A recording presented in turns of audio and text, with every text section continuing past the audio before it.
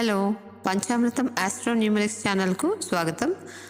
So మనకి ఈ 2025 సంవత్సరంలో శనిగ్రహ మార్పు అనేటటువంటిది జరగబోతుంది. మార్చి 30 నుంచి మార్చి 30, 2025 నుంచి కూడా శనిగ్రహ మార్పు జరుగుతుంది.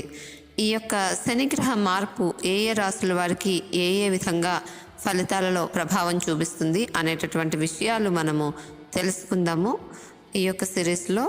దాంతోపాటు మనము ఈ యొక్క రెమెడీస్, వాటికి చేసుకోవాల్సిన రెమెడీస్ కూడా తెలుసుకుందాం. అన్ని రాశుల ఫలితాలు తెలుసుకోవడం కోసం ఈ యొక్క ఛానల్ సబ్స్క్రైబ్ చేసుకోండి అండ్ బెల్ ఐకాన్ ప్రెస్ చేసుకుంటే మీకు నోటిఫికేషన్స్ అనేవి వస్తాయి, సో దట్ మీరు వాచ్ చేయగలుగుతారు.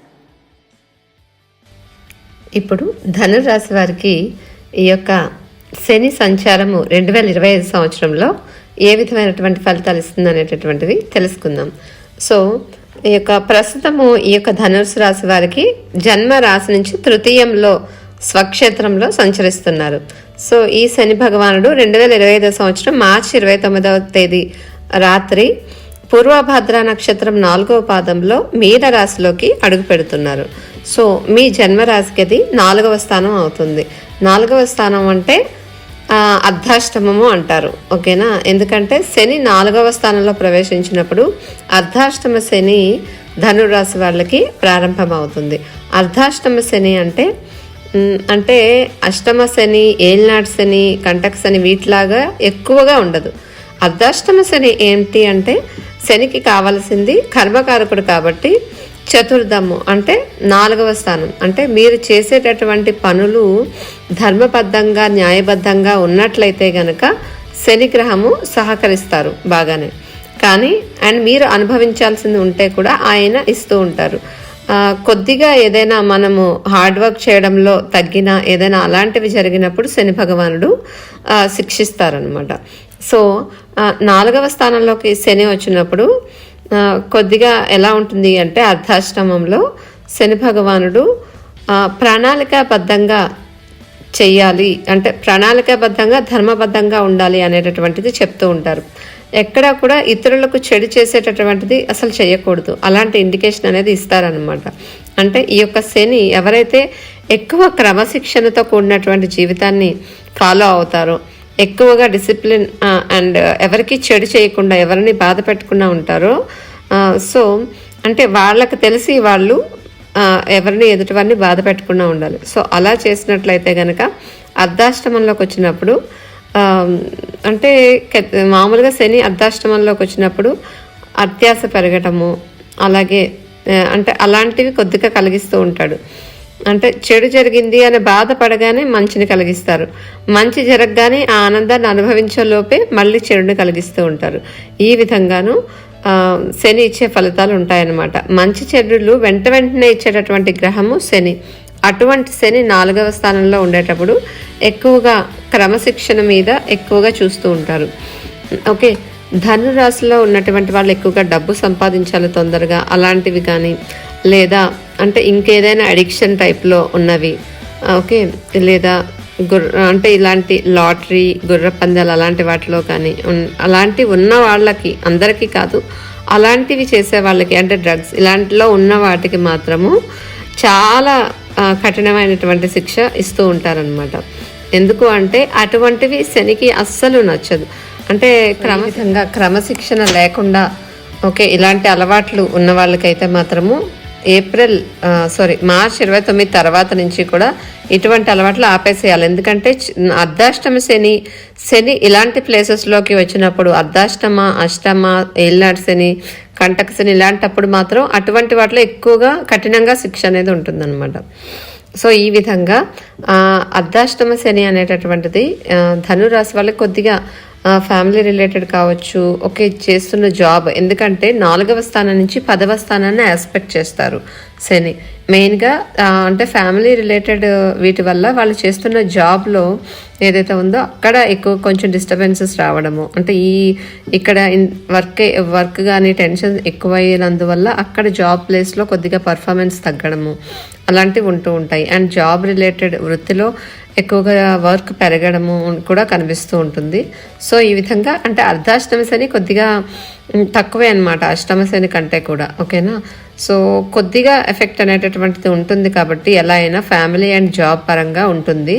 సో ధనురాశి వాళ్ళు ఈ విషయం గురించి అంటే ఇలాంటి వాటిలో మీరు చెడు ఫలితాలు తగ్గించుకోవడం కోసం మీరు ఇక్కడ చెప్పినటువంటి వీడియో తర్వాత చెప్పినటువంటి రెమెడీస్ అనేటటువంటివి తప్పకుండా చేయండి శని గ్రహానికి. సో తప్పనిసరిగా శనేశ్వరుడు మంచి ఫలితాలు అనేవి ఇస్తారు. ఓకేనా. శుభం. శని దోష నివారణ పరిహారాలు. శని దోషం ఉన్నవారు ఎవరైనా అంటే అర్ధాష్టమ శని, అష్టమ శని, ఏల్నాటి శని, కంటక శని ఇవి ఉన్నవారు శివుడిని హనుమంతుడిని పూజించాలి.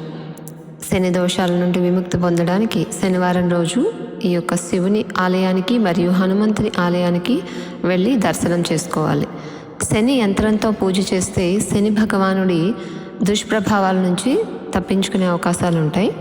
శనివారం ఉదయం ఉపవాసం ఉండి శని భగవంతుని ఆలయానికి వెళ్ళి నేతితో దీపం వెలిగించడం వల్ల కూడా పుణ్యఫలం లభిస్తుంది. అలాగే ఆవు నెయ్యి కాకుండా వేరే నెయ్యి అంటే గేదె నెయ్యితో ఎక్కువగా దీపం వెలిగించాలి. అలాగే ఈ యొక్క నువ్వుల నూనెతో దీపం అనేది ప్రత్యేకత.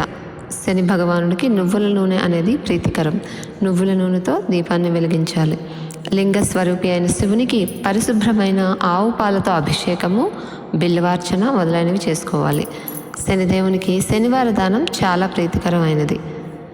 లేని వారికి, చేతకాని వారికి, ఇలాంటి వాళ్ళకి అంటే ఎవరైతే అవసరంలో ఉంటారో వాళ్ళకి ఈ యొక్క ఏవైనా డొనేషన్ చేయడము అలాంటివి మంచిది. అంటే ఏదైనా నలుపు రంగు వస్త్రాలు కావచ్చు, ఏదైనా బంగారము, మనకి ఏది వీలైతే అది దానం చేయడం అనేది చెప్పదగినటువంటి సూచన. ఇతరుల ఆకలిని తీర్చడం కూడా చాలా మంచిది. శనిదేవుని పూర్తి అనుగ్రహం లభిస్తుంది. ఏ పని చేసినా నిజాయితీగా చేస్తే శనికి చాలా ఇష్టము కాబట్టి ఈ రకంగా చేసుకోవాలి. శనివారం తెల్లవారుజామునే నిద్రలేచి నూనెతో తలస్నానం చేసి భక్తి శ్రద్ధలతో శని యొక్క మంత్రాన్ని పఠించిన వారికి శనీశ్వరుడు కీడు చేయరు. అన్ని రకాల బాధల నుండి విముక్తి పొందగలుగుతారు. దీర్ఘాయువు, మంచి బుద్ధి అలాంటి వాటితో జీవించగలుగుతారు. శని అశుభ ప్రభావాలను నివారించడానికి ముందుగా ప్రతి శనివారము శనిదేవుని ఆలయాన్ని సందర్శించుకోండి. అక్కడ 19 ప్రదక్షిణలు చేసుకోవాలి. శని విగ్రహం దగ్గర అంటే నవగ్రహ విగ్రహాల దగ్గర 19 ప్రదక్షిణాలు చేసుకోవాలి. ఈ రోజున అంటే శనివారం రోజు శివాలయంలో శివ చాలీసా వినినా పాడినా కూడా విశేషం. శని దోషం వల్ల కలిగే బాధలు కలిగే సమయాలలో ఉదయాన్నే లేచి తలస్నానం చేసి 108 సార్లు శనిదేవుణ్ణి పూజించి నల్ల ధాన్యాన్ని దానం చేయాలి.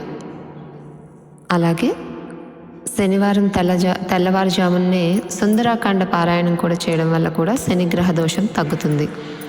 కాకులకు రోజు అన్నదానం ఏదైనా అంటే ఫుడ్ దానం చేయడం వల్ల అంటే వాటికి ఫుడ్ ఫీడింగ్ చేయడం వల్ల చాలా మంచిది. పెసరపప్పు కూడా దానం చేయాలి.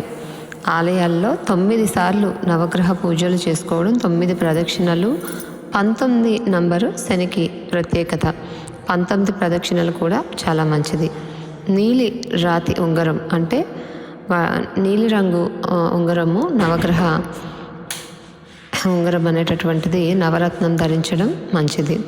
శని దోషం వల్ల కలిగే బాధలు కలిగే సమయాల్లో 108 సార్లు శనిదేవుని మంత్రాన్ని చదువుకొని నువ్వులను దానం చేసుకోవాలి. అలాగే నల్లని ఒత్తి వేసి నువ్వుల నూనెతో అక్కడ దీపం పెట్టడము శని విగ్రహం దగ్గర చాలా ప్రత్యేకత. ఈ విధంగా చేసుకోవటం వల్ల శనిగ్రహం యొక్క దుష్ప్రభావాలు అంటే శని మనకి ఎవరికైతే అర్ధాష్టమ, అష్టమ, ఏల్నాటి శని అంటే 12వ స్థానము, 1వ జన్మ రాశిలోను, ద్వితీయ స్థానంలోను ఉన్న శని ఎక్కువగా దుష్ప్రభావాలు ఇచ్చే ప్లేసెస్ కాబట్టి అటువంటి సమయాల్లో ఎక్కువగా ఈ యొక్క దోష నివారణ చేసుకోవడం చాలా మంచిది.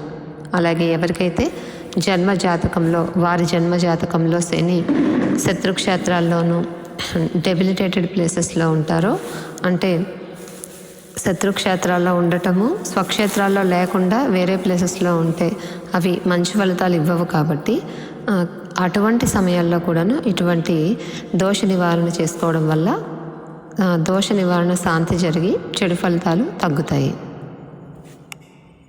ఈ యొక్క శని మంత్రాన్ని ఒకసారి మీకు చదివి వినిపిస్తాను. ఈ మంత్రాన్ని మీరు ప్రతిరోజు లేదా ప్రతి శనివారము 19 సార్లు లేదా 9 సార్లు పఠించుకోండి.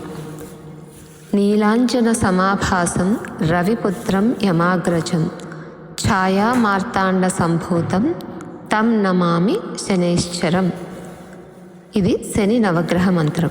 ఈ మంత్రాన్ని మీరు 9 సార్లు లేదా 19 సార్లు ఈ విధంగా ఈ మంత్రాన్ని పఠించుకోండి. ఆ తర్వాత శివుని మంత్రాలు పఠించుకోండి. చాలా మంచిది. శుభం.